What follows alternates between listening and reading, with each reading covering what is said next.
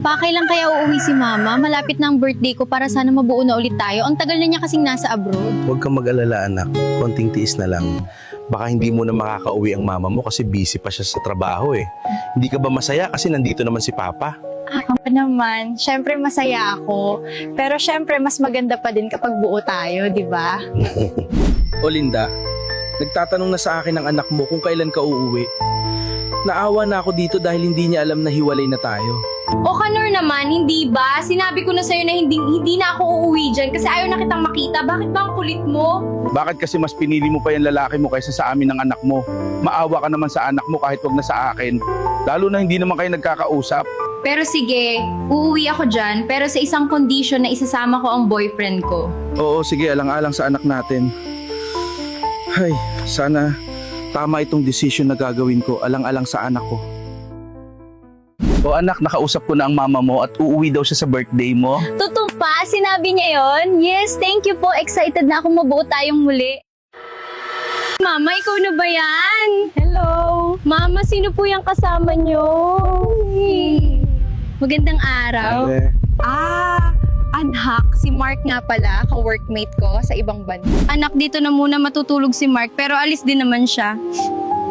Okay lang po, ma. Ano ka ba? Ang mahalaga nandito ka na. O Kanor, si Mark nga pala boyfriend ko. Hi.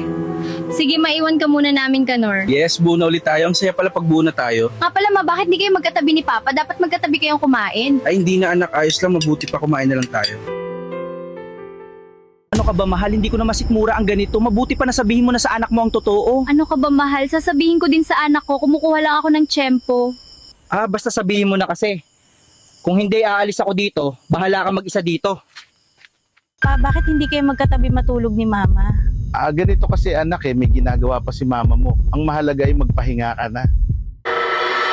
Mahal, alam mo, miss ko na sa ibang bansa. Pero hayaan mo, tatapusin ko lang ang birthday ng anak ko, tapos aalis na din tayo agad. Okay? O anak, nandyan ka pala. Kumain ka na ba, anak? Alam ko na ang lahat ma, nahiwalay na kayo ni Papa. Sige ma, umalis na kayo ng lalaki mo. Anak, magpapaliwanag ako. Hindi na kailangan, ma. Sige, ma, malaya ka nang umalis. Anak, sana balang araw mapatawad mo si Mama. Mahal na mahal kita, anak ko. Sige na, ma, umalis na kayo. Total yan naman ang pinili mo kaysa sa amin ni Papa. Happy birthday anak. Kailan pa?